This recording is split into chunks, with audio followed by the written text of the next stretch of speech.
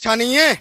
ये हिंदुओं को उनकी नपुंसकता के लिए ना वीडियो बनाकर दिखाया जा रहा है। मैं सिर्फ यही कहना चाहता हूँ, हिंदुओं, उस वीडियो को देख के भी अगर तुम्हारा खून नहीं खौला तो तुम्हारे खून में पानी है।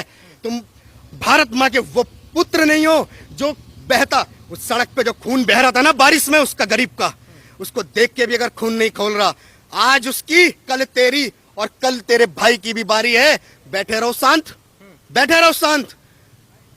कल उसकी थी, आज इसकी थी और कल तेरी भी बारी है। बैठ शांत और देख खून बहता हुआ। अगर तेरे खून में, रक्त में उबाल नहीं है तो बैठ देख के। अब बर्दाश्त नहीं होगा। आज आपने एक गरीब की गर्दन काटी है और जिसे देख के मेरा दिल खून के आंसू रो रहा है। अरे जाग जाओ हिंदुओं, जाग जाओ। कितनी बार कहें, ये बकरा काटने के नाम पर जो घरों में छुरियां रख रहे हैं, अरे तुम्हारे तो देवी देवताओं ने सभी हाथों में शस्त्र रखे हैं। धनतेरस पे बर्तन स्टील के खरीदना बंद कर दो, शस्त्र खरीदो। इन जिहादी आतंकवादियों को अगर सख्त से सख्त सजा नहीं दी राजस्थान सरकार ने, तो आज हम हिंदू ऐलान कर रहे हैं कि घर में घुस के मारेंगे ऐसे आतंकवादियों को। बिल्कुल नहीं छोड़ेंगे, ना बर्दाश्त करेंगे। युवकों द्वारा एक हिंदू युवक की हत्या करना कितना सही मानते हैं और कितना गलत?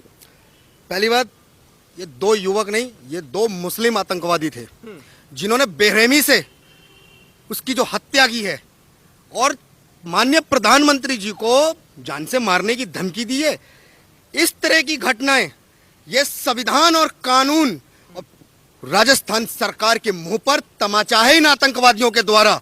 ये बर्दाश्त नहीं किया जाएगा बिल्कुल भी, कि इस तरह की हरकतें बिल्कुल बर्दाश्त नहीं की जाएगी। ये आज हम लोगों को चुनौती दे रहे हैं। आज उस गरीब को दुकान में घुस के सर धड़ से अलग कर दिया। ये किस मानसिकता को दिखाना चाह रहे हैं? किस मानसिकता को? ये मानसिकता ये हिंदुस्तान नहीं बर्दाश्त करेगा। ऐसी मानसिकता का जवाब केवल और केवल राजस्थान के अंदर शंभूलाल प्रजापति जैसे लोग हैं, जिनका समर्थन आज मैं दिल से करता हूं, जिसने उसको मिट्टी का तेल डाल के आग लगा दिया था। मत जगाओ शंभूलाल को, मत जगाओ शंभूलाल को। राजस्थान में एक एक हिंदू को, एक एक हिंदू जाग गया ना तो शंभूलाल बन जाएगा। ये हत्या निंदनीय है और इतनी निंदनीय है कि कानून व्यवस्था के नाम पर ये सरकार, कांग्रेस क्या कर रही है? अब तक इनकी गिरफ्तारी और इनसे जुड़े लोगों की गिरफ्तारी क्यों नहीं हुई है? ये गिरफ्तारियां होनी बहुत जरूरी थी, लेकिन ये उसमें भी अब पॉलिटिक्स खेलेंगे। शांति समुदाय बोल बोल के ये पॉलिटिक्स खेलेंगे। ये भी उठता है कि नुपुर शर्मा का जब से बयान आया उसके बाद कानपुर में पत्थरबाजी, प्रयागराज में पत्थरबाजी, देश के अलग अलग कोनों में पत्थरबाजी देखने को मिली। और आज देखने को मिला कि उदयपुर में एक हिंदू युवक की, उसको दुकान में घुसकर उसकी गर्दन काट जाती। तो क्या लगता है यही चलेगा अब? देश में यही होगा? देश में ये कैसे हो सकता है? ये मानसिकता जो दिखा रहे हैं समाज में, ये सरिया की जो मानसिकता दिखा रहे हैं, इनको सोचना चाहिए कि अगर हिंदू अगर केसरिया पे अड़ गया तो मकान तोड़ के जितना सरिया निकलेगा तुम्हारे हाथों। अब बर्दाश्त नहीं होगा। आज आपने एक गरीब की गर्दन काटी है और जिसे देख के मेरा दिल खून के आंसू रो रहा है। और हिंदुओं से मैं एक ही अपील करना चाहता हूं, कब तक जातियों में बटे रहोगे? कब तक जातियों में बटे रहोगे? ये सब नहीं चल पाएगा। इसका जवाब सरकार को मुंह तोड़ जवाब देना होगा। इनकी 7 पुश्तें भी याद रखें। ये जो कृत आज इन्होंने किया एक गरीब के साथ में, ये बहुत निंदनीय कृत है, जिसको बर्दाश्त नहीं किया जा सकता। बिल्कुल। ये बताइए, जो मुस्लिम नेता मौलाना ये बात कर रहे थे कि देश का मुसलमान तरक्की चाहता है, देश का मुसलमान शांति चाहता है, तो क्या देश में पत्थरबाजी करने से, क्या देश में किसी की गर्दन काटने से शांति आएगी क्या? देश का मुसलमान अगर तरक्की चाहता तो मदरसे में जाकर पत्थर उठाना नहीं सीखता। अगर देश का मुसलमान तरक्की चाहता तो गजवाए हिंद पर साइलेंटली इस देश के अंदर गद्दारी नहीं करता। अगर देश का मुसलमान तरक्की चाहता तो बिना टैक्स दिए देश की सरकारों को कोसता नहीं। श्रीलंका के अंदर 2 करोड़ भूखे मर रहे हैं, लेकिन हमारे देश में हमारी सरकारें हमारे टैक्सों से 28 करोड़ भूखे नंगों को राशन दे दे के पाल रही है।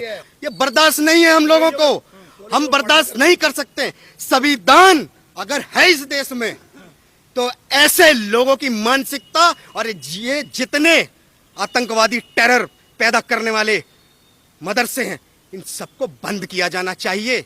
ये सब के सब आतंकवादी पैदा कर रहे हैं। अच्छा ये बताइए, कुछ मुस्लिम तो पहले ये बात बोल रहे थे कि जब तक नुपुर शर्मा को फांसी ना दी जाए, जब तक नुपुर शर्मा की गिरफ्तारी ना हो, देश में ऐसे ही चलता रहेगा। क्यों नुपुर शर्मा को क्यों फांसी देंगे?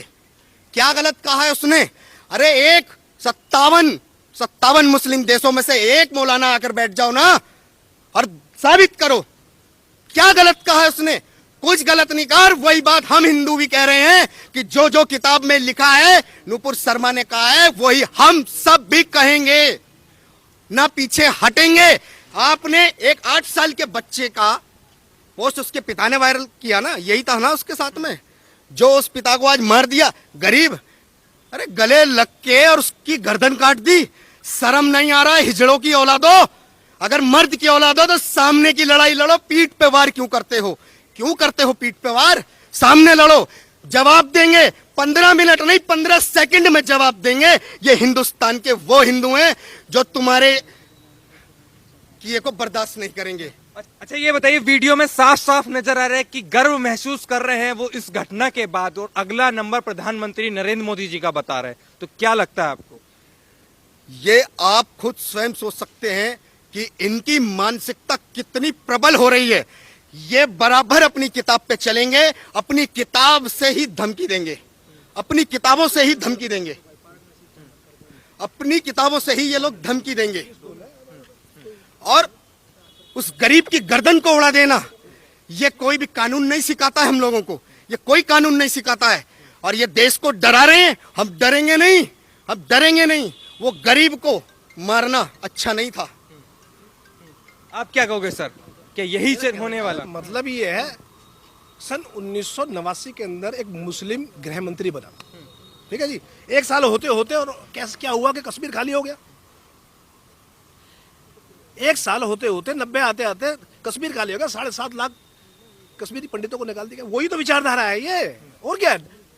आपको क्या लगता है कि देश अब संविधान से नहीं सरिया कानून से चलेगा, जो उनका एक नारा था कि सरतन से जुदा, तो आज तो साबित करके दिखा दिया। अगर मैं एक सवाल पूछूं तो आप सबको क्या लगता है कि ये हत्या किसकी हुई है? ये हत्या किसी हिंदू की हुई है? नहीं। ये हत्या किसी कन्हैया लाल की हुई है? नहीं। ये आज जो हत्या हुई है ये संविधान की हत्या हुई है। ये पूरी की पूरी तरह से संविधान को उन्होंने ताक रख दिया है। और उसका एक सीधा सीधा प्रमाण आपको देखने को मिलता है। जैसे ही हत्या होती है वैसे ही ओवैसी वहां से ट्वीट करता है और ट्वीट में यह मांग करता है कि सख्त से सख्त कानूनी कार्रवाई हो। क्यों नहीं कहता कि एक फतवा भी जारी हो? ओवैसी क्यों नहीं कहता कि एक फतवा भी जारी हो, सरतन से जुदा उसका भी हो, जो संविधान की हत्या करेगा? भैया अब मांग ये आ गई है कि जो तुम सरिया मांग रहे थे, अब तुम्हें सरिया कानून ही। अगर प्रशासन से मांग है कि इनको 30 दिन के ट्रायल के अंदर इनको फांसी की सजा दी जाए ऐसे व्यक्ति को, क्या लगता है सरकार कुछ एक्शन ले पाएगी? क्योंकि कहीं ना कहीं नजर आ रहा है कि शांत हो सकती है इस मुद्दे पर। देखिए मन बहुत विचलित है आज की घटना देख करके। सरकारों की अगर जो बात आती है, राजनीति की बात आती है, तो आज मुझे कहते हुए बड़ा खेद उत्पन्न हो रहा है कि काश मेरा प्रधानमंत्री योगी आदित्यनाथ होता तो ऐसा आतंकी आज हाथ में छुरा लेकर के किसी का सर कत्लेआम करने से झिझकता, उससे पहले उसका इंतजाम उसको खड़ा उसके दरवाजे पे मिलता। अच्छा ये बताइए, सीधे सीधे प्रधानमंत्री जी को भी धमकी दी जा रही है, तो क्या लगता है ये लोग निडर हैं, कोई डर नहीं है? इनके नेता देते हैं भाई। जब इनके नेता ये बयान देते हैं, हम कह रहे हैं ना कि इनके तौकीर रजा ने क्या बोला, बरेली की रैली से तौकीर रजा ने क्या बोला कि दावत इस्लाम सब हिंदुओं को मोक्ष का रास्ता, उसका क्या संदेश आप समझते हैं? क्या ये हत्या के पीछे उस संदेश की साजिश और उसका हाथ नहीं हो सकता है? ऐसे ऐसे नेता इनको भड़काते हैं, उकसाते हैं, और ये फिर आवेश में आकर के जो इन्होंने शिक्षा मदरसों में प्राप्त करी है, उन्हीं शिक्षा के आधार पर ये इस तरह का आतंकवाद फैला रहे हैं। तो इनके आतंक को रोकने का समय आ गया है। सरकारें भी सुन लें, यहाँ कोई राजनीति की बात नहीं है, यहाँ कोई राजनीति की बात नहीं है। सरकारों से साफ साफ निवेदन है कि 30 दिन के अंदर ट्रायल करके फांसी नुपुर शर्मा को तो छोड़ो, अब इस व्यक्ति को फांसी 30 दिन के ट्रायल में होनी चाहिए। देश संविधान से चलेगा, देश संविधान से चलेगा या सरिया से चलेगा? मैं ये पूछना चाहता हूँ अपने हमारे देश की सरकार से, अपने प्रधानमंत्री जी से भी ये पूछना चाहता हूँ कि हमारी इतनी सीटें होने के बावजूद और हमारे हिंदुओं के साथ ऐसा अत्याचार हो रहा है, ऐसा कानून क्यों नहीं बनता जो हमारे हिंदू देवताओं को गालियां देते हैं? हमारा कोई रिएक्शन नहीं होता। हमने तो कभी पत्थर नहीं उठाया। हमारे काशी विश्वनाथ के शिवलिंग को सैकड़ों सालों से ये वहां नमाज पढ़ रहे थे, किसी मुसलमान ने कहा कि नहीं वो शिवलिंग नहीं, फुहारा नहीं शिवलिंग था? कहा किसी ने? कहा किसी ने? क्यों नहीं कहा? अगर अच्छे मुसलमान होते तो बोलते ना कि नहीं जी वहां फुहारा नहीं शिवलिंग था, वह कुल्ले करे थूका। हमने तो पत्थर नहीं चलाया, हमने तो किसी की गर्दन नहीं काटी। संविधान के हिसाब से हम सुप्रीम कोर्ट गए, वहां जाकर के हमने याचिका डाली कि भाई हमारे को हमारा मंदिर चाहिए। राम मंदिर भी हमने जो लिया, राम मंदिर भी लिया हमने, संविधान के तहत लिया, सुप्रीम कोर्ट में केस लिया, लड़ा और उसके आधार पे हमने अपना मंदिर लिया। तो ये लोग संविधान क्यों नहीं मानते? क्या संविधान नहीं मानेंगे? ये सरिया कानून, इनको सरिया कानून चाहिए भाई, इनको सरिया कानून चाहिए। अब भैया सरिया लेना है तुम्हारे को तो पूरा लो ना भाई, सरिया लेना है तो पूरा लो, आधा क्यों लेते हो?